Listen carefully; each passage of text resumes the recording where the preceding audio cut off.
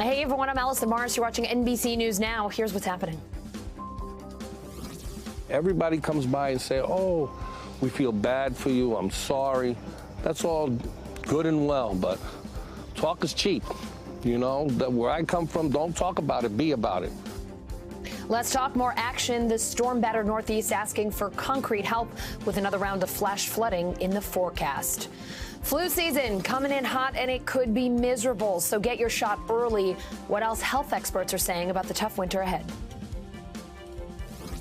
Now! Free Britney now! Free Britney now! Spears finally free. The pop star's father filing a petition to end her conservatorship. So what happens to Britney now?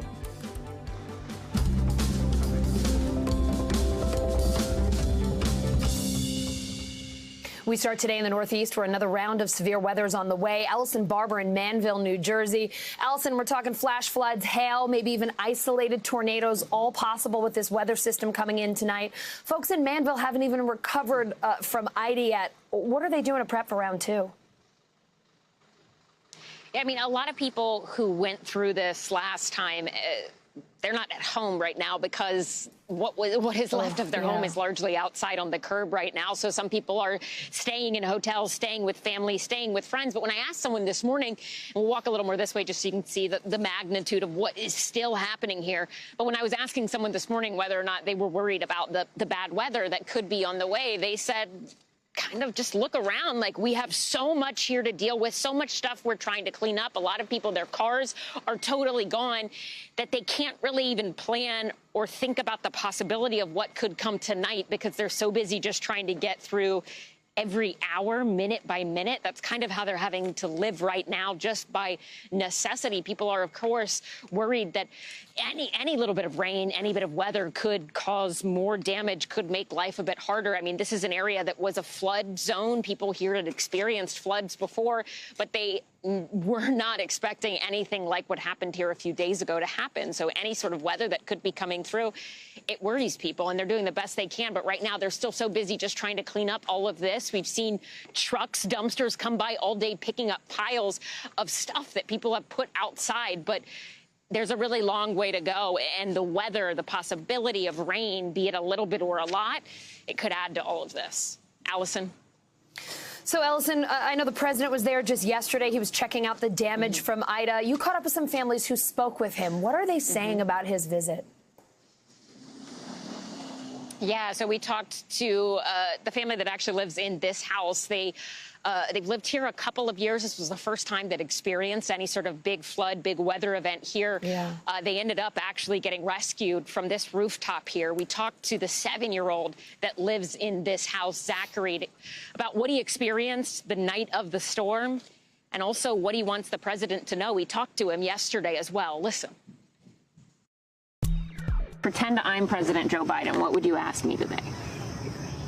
Can you help us? Can you please help our family grow stronger and, like, rebuild our house and lend us money so we could fix all of this and make it into our original house? Do you think you'll be able to make it back like it was before? Yes, because, like, if there's a way in, there's a way out.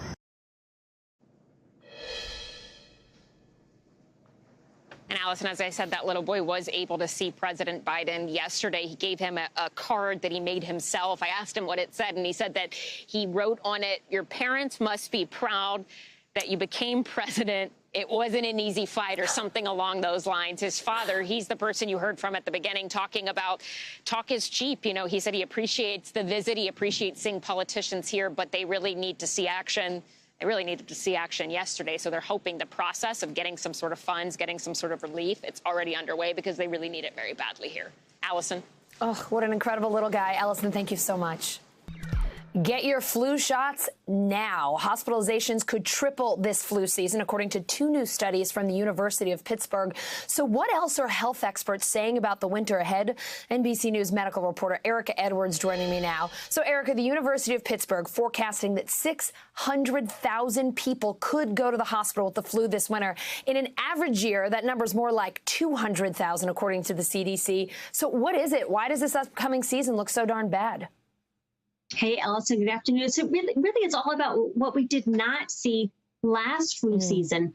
We were masking, we were physical distancing, and that led to really a virtually non-existent flu season for us. It also meant that we really were not exposed to the flu strains that we really needed to be exposed to in order to protect our immune system going forward. Now we're a little bit more vulnerable to the flu strains that might be circulating this season. On any given year, about 50% of people have the flu vaccine. These new models suggest that, perhaps up to 75% of us really need to have that flu shot in order to protect all of us, in order to bring those projected hospitalizations down this flu season. So, Erica, we keep hearing this term twindemic, right? Referring to the flu season happening right on top of the COVID pandemic. What are doctors' biggest worries there? Unfortunately, Allison, it's not just a twindemic. There are 3 different viruses right now that they're really worried about. COVID-19, of course, the flu, and also RSV. They're all leading to increased hospitalizations, especially among children right now. And hospitals are completely overwhelmed with those viruses. All of those respiratory viruses are potentially dangerous.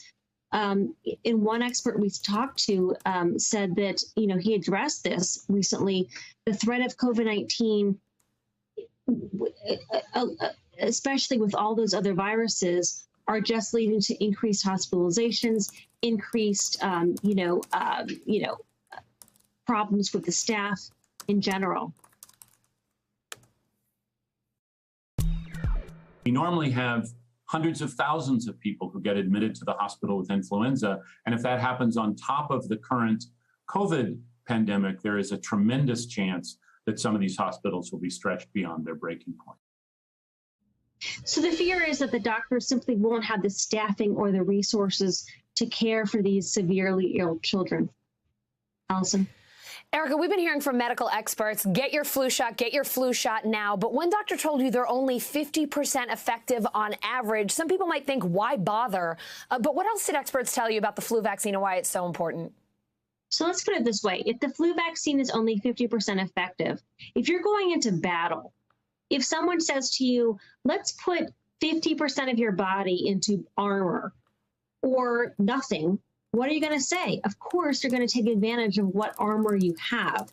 So that's why, no question, flu shots are far from ideal, but that's why doctors are saying, take advantage of what we have, get as protected as you can this coming flu season. All right, a lot to worry about this season. Triple virus concerns, as you say. Erica, thanks so much for the warning for folks and the reminder. Go get your flu shot. We will have a great bill that honors the values of the president and his vision. I don't know what the number will be. We are marking at 3.5. We're not going above that. House Democrats racing against the clock to finish a multi-trillion-dollar bill to expand the social safety net. The Senate wants to vote on it by September 27th, but one of the bill's biggest issues, its price tag. NBC News national political reporter Sahil Kapoor joining me now. All right, Sahil, let's start with the dollar signs here. Pelosi saying this bill won't be above $3.5 trillion, but a source telling our colleague Leanne Caldwell that a key player here, Senator Joe Manchin, won't go above $2 trillion. So what's the latest on the financing debate? Yeah, so Manchin has been very vague about what exactly he wants. He has explicitly said that he won't support $3.5 trillion as far as the price tag is concerned, but it's not really clear how he calculates that. If there are some tax increases and offsets, does he deduct that cost? He has not said when he calls for a strategic pause exactly how long he wants to wait, nor has he specified what provisions of the emerging package he will not support. So his position is a bit opaque, but it's something that Democratic leaders have to navigate because, of course, he is an indispensable vote. There is no way to get this package done without him. The big question in the coming days and weeks is going to be where he draws his red lines, because so far he hasn't done that.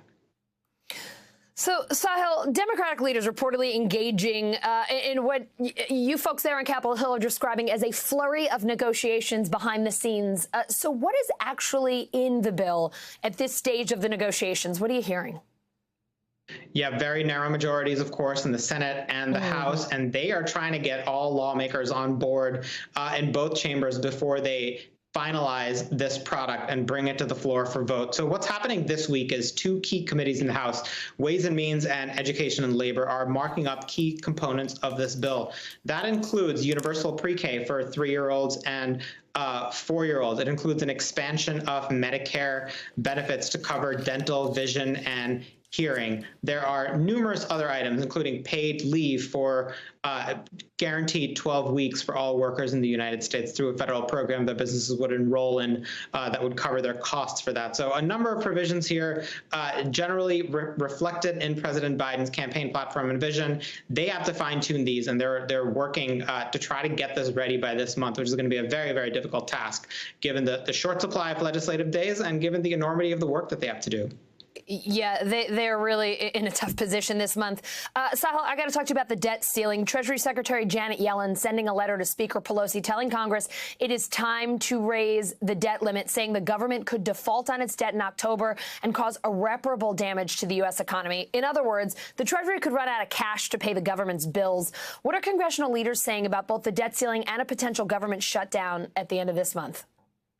Well, everyone recognizes that the debt limit has to be raised. This is something that Congress imposed on itself as an obstacle to paying its own bills that it has mandated that the government accrue. It's kind of a strange concept, but it tends to happen in Democratic administrations, these kinds of standoffs, because Republicans, when a Democrat is president, they try to use this as a political weapon to extract leverage, to win concessions. And this time, Democrats are not really in a mood for that. What the Republicans are insisting on is that Democrats do this by themselves, that they put this in the reconciliation package.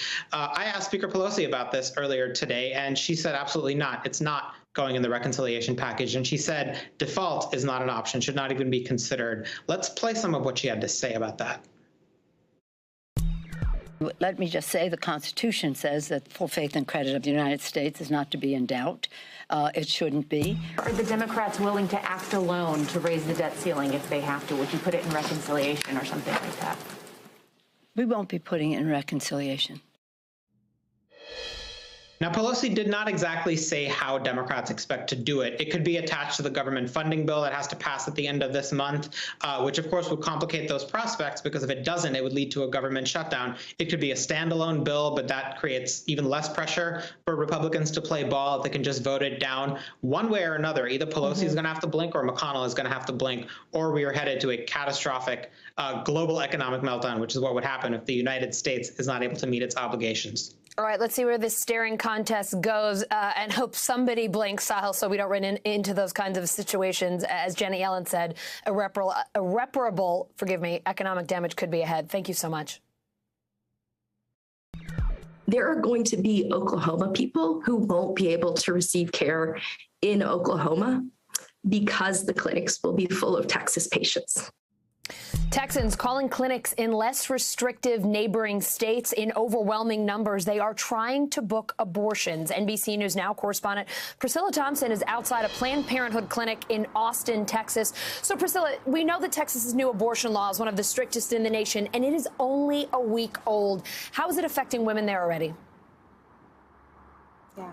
Well, Allison, I've been speaking to abortion providers and also abortion rights organization leaders all day today. And what has struck me in those conversations is the fear that they describe that many pregnant women who are seeking abortions are feeling in this state right now. They say that they're hearing from women who are 12 to 15 weeks pregnant, so beyond that 6-week period that the Texas law now allows for. And there's disinformation out there. They're worried that they could be arrested or something like that that for getting an abortion. And that isn't so far-fetched of them to think, because shortly after this law went into effect, we saw whistleblower websites popping up calling on citizens to report on people who were giving abortions or helping people to get abortions. And so there is this culture of fear that is developing. And I spoke with the executive director of the AFIA Center. That is an organization that works specifically with Black women. And I asked her, you know, where do things go from here for women in Texas who are in need of these services? And I want to play part of that conversation for you. Take a listen. How this ends is you're going to have women all over the state forced to carry children that they cannot afford to take care of. It is going to send these children straight to the children's welfare system, Child Protective Services. We're going to have more children who's not in the home with the parents who had them. We're going to have mental health issues that we've not even thought about yet.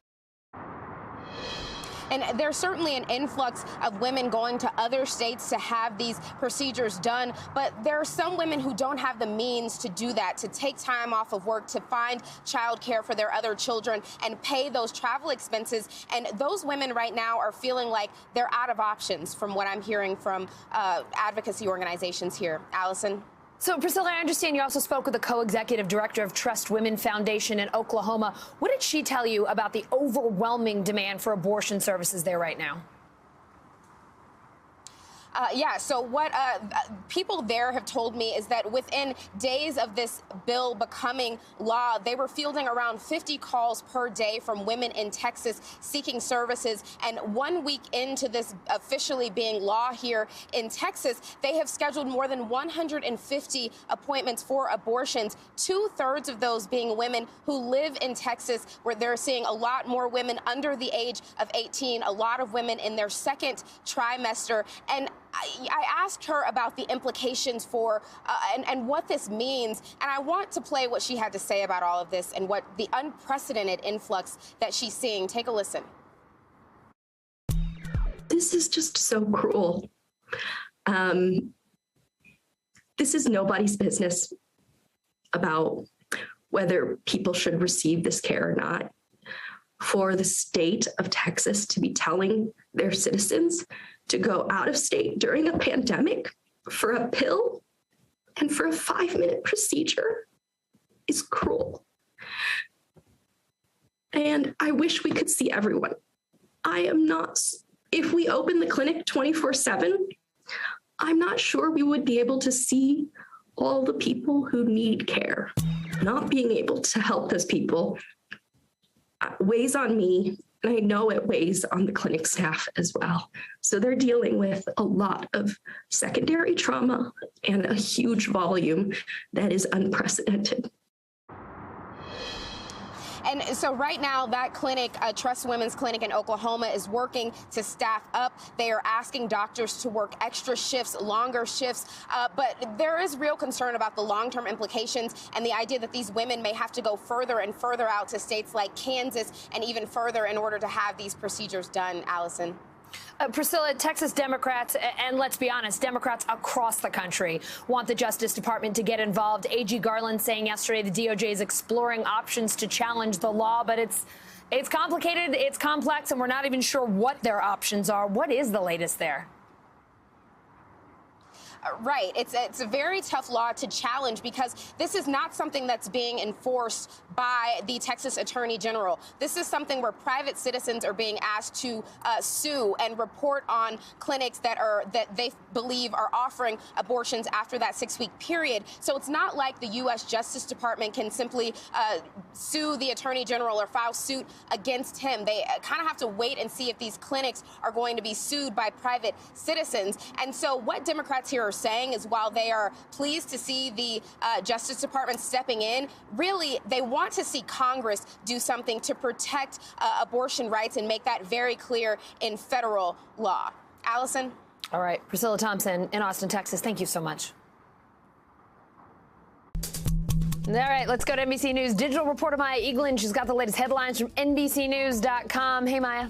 Hey, Allison. We start with a prison fire in Indonesia, killing 41 inmates and injuring at least 73 others. Police say an electrical fault is likely to blame. The facility's electrical wiring hasn't been upgraded in almost 50 years, according to an Indonesian official. Government data also shows the prison was housing more than 2,000 inmates at the time of the fire, far exceeding its maximum capacity of 600. This is the country's deadliest fire since 2017. Disaster strikes near one of Mexico's Pacific resort towns. A magnitude 7 earthquake killing at least one person and shaking buildings in Mexico City, nearly 200 miles away from the epicenter. Officials near Acapulco say no other fatalities or serious damage has been reported. The Pacific Tsunami Warning Center adding the threat of potential waves has passed. 2 new Whole Foods stores will have cashierless checkouts starting next year. Both will feature Amazon's Just Walk Out technology, which lets shoppers skip checkout lines. Cameras and sensor monitors will monitor items customers choose and charge them when they leave. All customers have to do is scan their app, insert a credit or debit card linked to their Amazon account, or use the company's palm scanning payment system when entering the store. And Better Call Saul actor Bob Odenkirk tweeting he's so happy to be back to work after suffering a minor heart attack. The 58-year-old actor was hospitalized in late July after collapsing on set in Albuquerque, New Mexico. The show's 6th and final season was slated to roll out next year, but has since been pushed back. No update yet on the new release date. HBO Max is going global. The streaming service is set to launch in 6 European countries by October 26. Fans in Sweden, Spain, Finland, Denmark, Norway, and Andorra will now be able to stream their favorite Harry Potter movies or hit shows like Game of Thrones and Euphoria. The company also plans to launch in 14 additional territories next year. And the annual Macy's Thanksgiving Day Parade will look a lot like it did before the pandemic, after a largely virtual celebration last year. This November, the event will welcome spectators and a full balloon lineup. Macy's says all volunteers and staff will have to be vaccinated and wear masks. You can watch the parade November 25th on NBC. Allison, I'm looking forward to it. Thanksgiving Day Parade back in all its glory. Can't wait, Mai. Thank you. Is Britney Spears finally free? Her father filing a petition to end her conservatorship. NBC News Now anchor Joe Fryer has the latest on the court drama.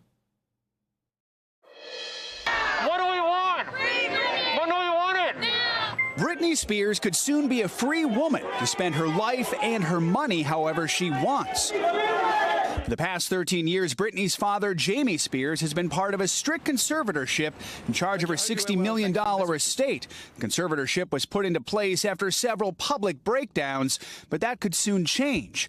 Late Tuesday, Jamie Spears filed a petition, which has been seen by NBC News, that states his daughter is entitled to have this court now seriously consider whether this conservatorship is no longer required, adding that Britney's circumstances have changed to such an extent that grounds for establishment of a conservatorship may no longer exist. The petition also argues that Britney should not be required to undergo a new psychological evaluation to terminate the guardianship, something the 39-year-old pop star told the court she refuses to do. Britney has tried to remove her father from his conservator role twice in the last 2 years, and in recent months she gave explosive testimony in court where she pleaded for her conservatorship to end. In emotional testimony, she called it abusive, alleging she's been forced to perform, take antidepressants, and was prevented from removing an IUD meant to stop pregnancy. Jamie Spears insists he had nothing to do with his daughter's alleged bad treatment. 360 in my room. Renewed interest in the star's well-being was ignited by a New York Times documentary framing Britney Spears, released earlier this year. Since then, the Free Britney movement has exploded, with a growing number of famous friends and fans joining the chorus. Even the Princess of Pop herself has taken to social media using the hashtag #FreeBritney to celebrate recent courtroom victories.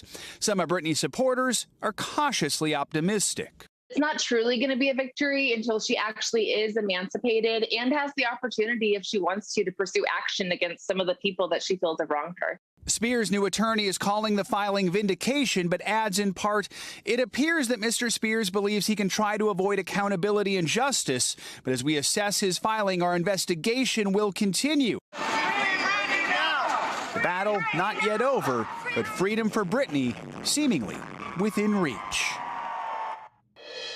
Let's bring in NBC News legal analyst Danny Ceballos and all of his books. Danny, Britney Spears' father has been controlling her estate for let me tell you, nothing says legal expert like shelving that looks like that. All right, so let's get into what's going on here, Danny. Britney Spears' father controlling her estate for almost 13 years. Jamie Spears saying in the petition his daughter is, quote, entitled to have this court now seriously consider whether this conservatorship is no longer required. Danny, I know the next hearing in this case is at the end of the month, September 29th. Does this mean she could be free in just 3 weeks or not so fast? Not so fast. And the language of that petition that was filed by Mr. Spears is really not that committal. There's a lot of maybe we should look at whether or not this might be a good time to terminate the conservatorship. That's not really the hard language that you might expect. And it makes me wonder if this is part of a theme that appears from Mr. Spears' filings, that this is something where he is more negotiating his exit rather than affirmatively saying this conservatorship should end. I should add that in that petition, he points out an interesting fact for which I really don't have an answer, which is Britney could have filed this petition. She has not yet, even though she apparently admitted in her last hearing when she spoke to the judge that she was aware, although not previously, is now aware that she can file a petition to end the conservatorship. This saga just seems like it's never going to end. It is so darn confusing. So, Danny, before I ask you more about her dad, because I have some questions there, do you even have a sense at this stage of what specific legal challenges she could be dealing with between now and freedom, or is it still not clear until we hear what goes on in that hearing at the end of the month? It would be easy to look at this as a case of Jamie Spears says maybe the conservatorship should end. Britney says it should end, and therefore the conservatorship should be kaput. But that's not the end of the inquiry. You have a third party, the court, who is concerned about the best interests of Britney Spears. And even if both parties, you can easily think of an example where both parties, the conservatee and the conservator, want out of the conservatorship, but the court may say, yeah, but this person still needs care. Whether you want out, I have a duty as a judge to make sure that the best interests of the conservatee are met. And that may mean continuing a conservatorship, albeit with somebody other than Jamie Spears in that position. And I think the court is going to end up relying, as it has in the past, on experts or social workers or people who are professionals in the world of, say, mental health or some other area in which judges and lawyers surely are not. Well, all right, I'm going to ask what may be just a real basic question from someone who has no legal knowledge. But if the question here is whether she can take care of herself, right, whether she's mentally capable of managing her money and running her business and all of these things, wouldn't the simple thing just to be to say, OK, we'll test that. We'll have you go see a therapist. We'll have someone evaluate you. If you're OK, you're good.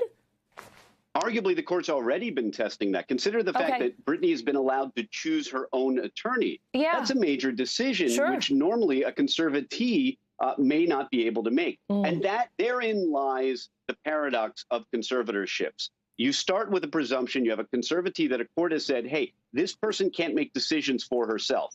Then that person wants to make decisions for herself. And you can see the loop or the vortex that these folks get into, which is a court has already said that they don't have judgment. So when and how will a court ever trust their judgment? And that is the difficulty that Britney Spears finds herself in. And to add to the paradox, here you have someone that a court has said cannot take care of herself, and arguably, professionally at least, she's vastly more successful than 99.9% of the world population and world history, arguably. Yeah, and arguably the people who they've assigned to take care of her. So it's really, this one is really a brain twister for a lot of people. All right, I want to ask about her dad, because there are some real issues here as well. Britney's attorney saying that this fight isn't over. They're going to continue to investigate her father's financial mismanagement and other issues. Jamie Spears is asking for $2 million here to cover his salary overseeing her business dealings and also his legal fees. Britney's attorney saying no way to that. But what are Jamie Spears' legal risks now? Has he done anything to reduce them with this maybe might kind of wishy-washy filing, as you've said? Yeah, you've honed right in on what I've been looking at. Now, this is just my take, reading the tea leaves, looking between the lines. But this may be a situation where Jamie Spears is running out of bargaining chips, and he's looking for an exit that preserves his claim to payment for being a conservator or maybe expenses or something else like that. And that's why you see this non-committal language, because really, when it comes to bargaining chips, the only thing he has left really is that he's sitting in the chair marked conservator. I think Britney's attorneys know that it's expressed in the, again, reading between the lines of their own statements. It seems that they're trying to make clear that Jamie Spears, you're not in a position to negotiate. You don't really have any bargaining power, because it appears that Britney Spears' lawyers may or might, now look at how non-committal I'm getting, may or might claim that Jamie Spears isn't entitled to that money, possibly because of some malfeasance or something else like that. I've got it right here in one of this book right here. It's all right in here. You may or might have it in one of those books. The non-committal language is contagious, Danny, that's for sure. All right, the next hearing's on the 29th, but it sounds like we're going to be hearing more from the folks involved between now and then, and we'll definitely be checking in with you. Danny, thank you so much. Thank you. History today in Virginia, the state removing the nation's largest Confederate monument from the center of Richmond after more than 130 years. NBC News correspondent Shaquille Brewster was there when the statue of Robert E. Lee came down. Hi there, Allison. Well, talking to folks here in Richmond, Virginia, it's definitely striking, they say, to see a site that hasn't existed for the past 130 years. I'll let you go ahead and take a look at what remains right now. That statue, that Confederate monument honoring the Confederate General Robert E. Lee is now gone. It sat there for more than 130 years. This morning at around 9 a.m., workers took the statue, they sawed it from the top of the pedestal there, they lifted it up and put it down on ground level. You see them still working on it right now. I'll tell you, that moment was filled of celebration. You heard cheers, you heard applause, you heard different chants as people came out to watch. People including the governor of this state, the governor who ordered this statue removed a year ago, more than a year ago, just less than 10 days after the murder of George Floyd. But this whole process was caught up in many legal battles. I want you to listen to what folks here on the ground, folks who came out, spent time out of their day to go and watch this moment. Listen to what they told me about what they saw. It's huge because not only did it happen here, it sets a precedent for anything like this really anywhere. So your view of the statue changed over time? Yes, absolutely. How so? Well, I thought it was, first I thought, well, this is Richmond history for whatever that's worth. And then I felt like it's time. It needs to go. Last summer, I was able to witness a bunch of the other ones coming down, so it was cool to see this one come down also. I got countryside in me. I'm Southern, so I respect the Southern side. I just don't respect people that treat people like that.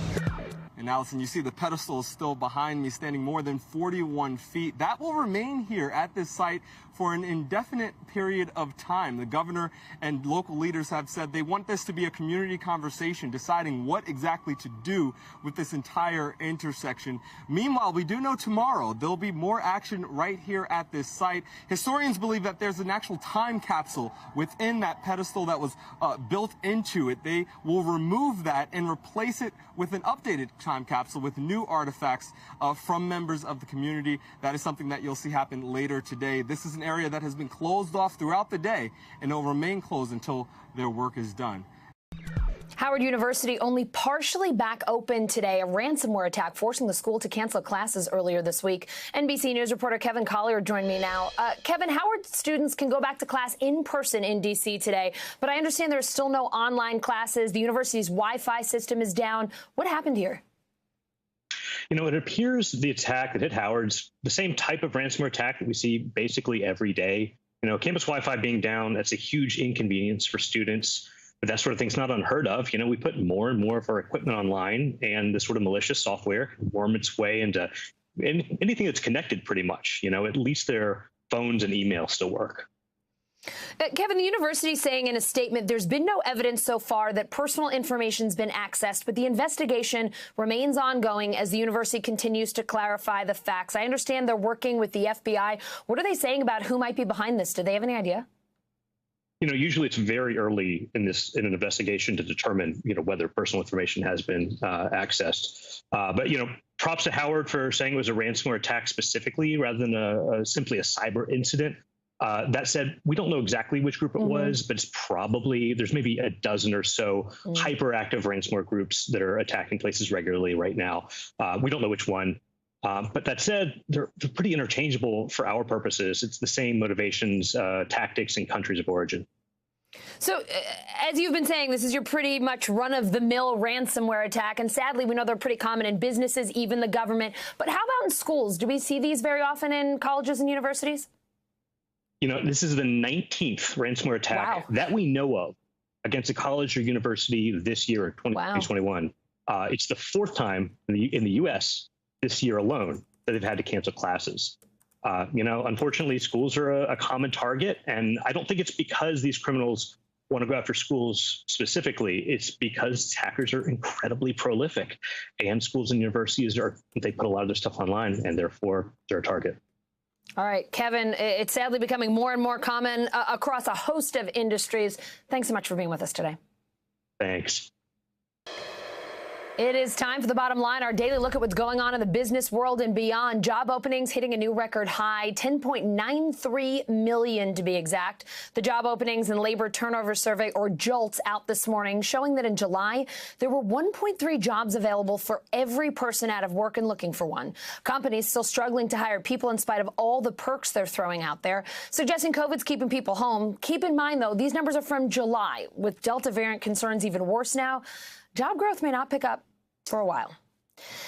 It is the blockbuster trial we've been waiting for. Theranos founder Elizabeth Holmes in court today for the first day of her fraud trial. The former billionaire facing up to 20 years in prison, accused of defrauding both investors and patients. But her lawyers say that her abusive former lover, who became the president of Theranos, made her do it. NBC News senior business reporter Ben Popkin asking, whose story will the jury believe? Ben joins me now. Ben, the prosecution and the defense both gave their opening statements today. Hit us with the highlights. Well, prosecutors tried to quickly cut through the noise and hype that's been building for days in this case and focus on what they see as the essence. They said this is a case about fraud, about lying and cheating to get money. For their part, they tried to establish the timeline of how Holmes started Theranos, and basically every time she met with an obstacle that she couldn't get around, she lied her way out of it. The defense, for their part, is trying to humanize Holmes and paint her as someone who tried to really work hard to pursue their vision of changing the world, but ultimately failed. The defense lawyer, Lance Wade, said failure is not a crime. Trying your hardest and coming up short is not a crime. The villain the government just presented is actually a living, breathing human being who did her best every day, and she is innocent. So, Ben, this trial was delayed because of COVID. It's expected to last months. What's up next? Well, the trial resumes Friday. Today, the defense is still continuing their opening remarks. Everyone is watching to see what witnesses will be called. Holmes herself is on the potential witness list, along with some big-name investors and the reporter who broke the story for the Wall Street Journal, John Carreyrou. The main question people are wondering is whether Holmes will take the stand. It's a risky move. It opens her up to cross-examination, but experts I spoke with say it's likely defense will let her do it, given her ability to convince others at the top of government, business, and investor world. They think she'll be able to handle a jury of 12 peers. Ben, you mentioned my former colleague at the Wall Street Journal, John Carreyrou. He wrote a book about it. We know there's a documentary, miniseries, an upcoming movie, a whole lot of controversy. You say that besides all this hullabaloo, Silicon Valley itself is on trial here. Why is that? Well, Silicon Valley, it's known for its move fast and break things ethos. Founders are typically told to, puff up their presentations, add on a few zeros to the ends of their estimates to puff up investor interest. But it's one thing when you're doing that with a piece of software in the unregulated tech world, and it's another when you're dealing with real people's lives and health. We're going to hear in this case about patients who received faulty test results from Theranos, and it upended their lives. There's a woman who thought she was having a miscarriage after getting these faulty test results. A man who thought he had prostate cancer.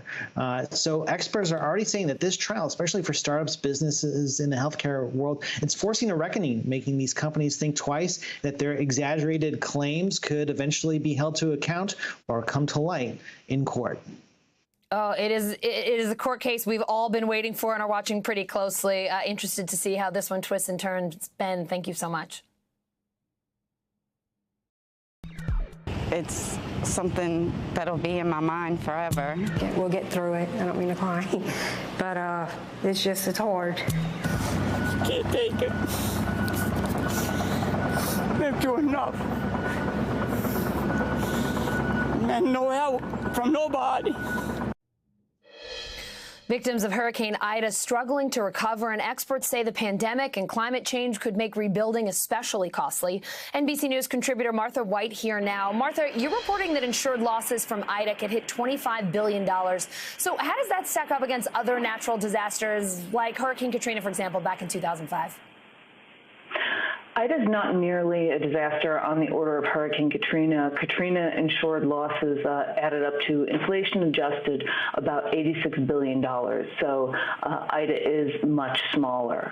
The nature of the damage is going to be different.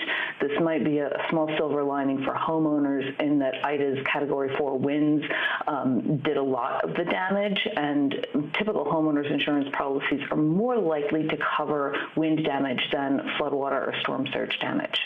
So let's talk about the double whammy here, COVID and climate change. COVID's making rebuilding more expensive. Climate change is making these storms even harder to predict.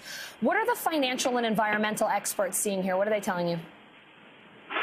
Well, there's a couple of directions for this. One is the higher cost of rebuilding. The pandemic triggered both a huge increase in home renovation and addition projects, so you had a greater demand for raw materials and building materials at the same time as you had supply chain buildups taking place. We still have blockages at ports, a shortage of truck drivers. All of these things are making it harder for materials like lumber and drywall and whatnot to make it into builders' hands. So that's one thing that's contributing to the challenges here. The other part of it is, as you said, the growing unpredictability of these storms. We have warmer Gulf Coast water, and that's creating circumstances where storms can get very strong, very fast, and that gives people less time to prepare and do what they can to mitigate the damage. Martha, 1/3 of all Americans now live in areas at risk from natural disaster, according to federal disaster data that was obtained by the Washington Post. You say this represents a really big problem for homeowners, insurance companies, and policymakers alike. What are some of the biggest concerns here? Well, you're certainly right that 1/3 of Americans living in either a state or a county that was declared a disaster area by FEMA is a worrisome trend, and it's something that is likely to be expected to continue. If we look at the most recent census data, we see that people are migrating more towards these warmer states like Texas and California that have seen some of these more devastating storms. That's certainly a concern. As I said earlier, also the growing unpredictability of the storms. We're seeing more hurricanes, and we're seeing more incidences of Category 4 and 5 hurricanes. And I think one important point to make about this is that this is not data, this is not information that's coming from just climate activists, the UN Climate Panel or Green New Deal affiliated politicians. This is what's coming from the insurance companies. And this is not, they're not entities with a political axe to grind. They care about their CEOs, their shareholders, their bottom line. So this is a real thing. Yeah, a real thing indeed. Martha, thanks so much for reporting today. Thanks. Americans stranded in Afghanistan holding on to hope while the U.S. works with the Taliban to get them out. But is the Biden administration doing enough? NBC News Chief Foreign Affairs correspondent Andrea Mitchell reports. On a tarmac in northern Afghanistan, plane loads of stranded people, including Americans, prevented from taking off for days. In Qatar, Secretary of State Tony Blinken says they're working with the Taliban to get those private flights in the air. They've said that they will let people with travel documents freely depart. We will hold them to that. But with President Biden already facing fierce criticism for leaving Americans behind when he withdrew U.S. troops, now a top Democrat is slamming the administration for not doing more to help Americans at that airport. Senator Richard Blumenthal saying, "I have been deeply frustrated, even furious at our government's delay and inaction. Also left behind more than 100 Afghan journalists with the Voice of America, funded by the U.S. government, who fear Taliban targets on their back for working for the U.S., especially the women. We spoke today with Aisha Tanzim, now in Pakistan, one of the few able to get out. What hope is there to get them out? They're just really very afraid right now that the evacuation's technically over. They're left behind.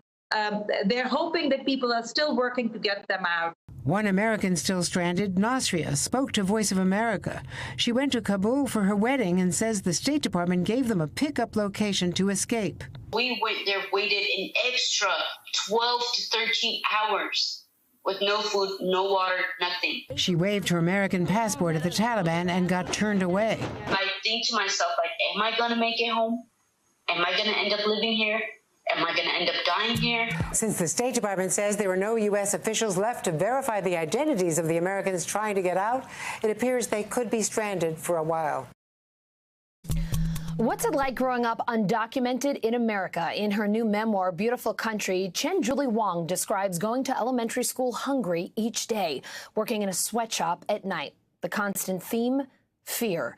She shared her story with Today Show anchor Jenna Bush Hager. Chen Julie Wong's life forever changed at age 7 when her family moved to America from China.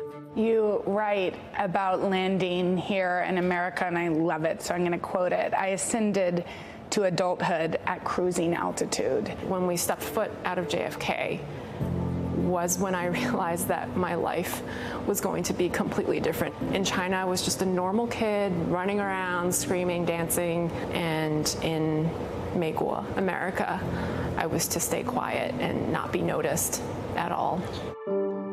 Megwa, the Chinese word for America, translates directly to beautiful country.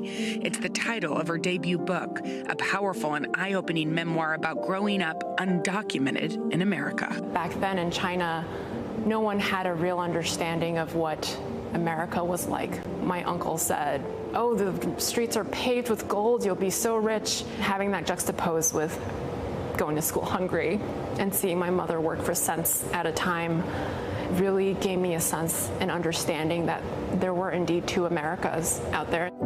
Chen Julie spent her evenings working with her mom at a sweatshop, snipping thread for pennies. But during the day, elementary school in New York City's Chinatown proved to be even more challenging. Not speaking English felt like I was walking through a fog every day of my life. They put you in a classroom really all by yourself in some ways. There wasn't a teacher who was teaching you. Being put in that classroom by myself, though, helped me because, you know, there were books around and I found my friends in those books and found a real refuge in those books. And it was through those children's books that Chen Julie ultimately taught herself English. I loved the scene where you first found Clifford, the big red dog, and then it was the girls from the Babysitters Club who became these companions that you didn't have. I fully pretended that I was one of the babysitters, and it just felt so safe. But her family faced a medical crisis when her mom needed emergency gallbladder surgery. She made it to the hospital just in time, but it was a moment in which Chen Julie felt she had nowhere to turn. As an undocumented child, your life was filled with fear. Even when your mom was so sick that you had to call 911 or she possibly could have died, you were scared to pick up that phone. Yeah, I didn't think of it, you know, consciously as fear. I just learned to be extremely cautious, to turn and look over my shoulder. If there was someone in uniform, even a sanitation worker, I would pivot and walk the other way. It just became ingrained in me that caution was number one. Chen Julie kept the stories from her first years in America secret for nearly 20 years. Despite the incredible challenges she faced, Chen Julie went on to graduate from Yale School of Law and is now a managing partner at a law firm in New York City. She became a U.S. citizen in 2016. Most people would think that when you got those prestigious degrees, you were living the American dream. I definitely was not. I remember going to work in this fancy office and coming home to this fancy apartment in Manhattan, looking myself in the mirror and just not knowing who I was. I had everything that the American dream told me that I was to go for. And it took me a lot of time to understand that real success is not material wealth, which is so easily portrayed as in American culture. The American dream that I'm living now is being really honest about who I am and understanding that my childhood has really shaped who I am deep down and continues to guide me. So writing this book itself has been, for me, how I define it, the real American dream. Thanks for watching our YouTube channel. Follow today's top stories and breaking news by downloading the NBC News app.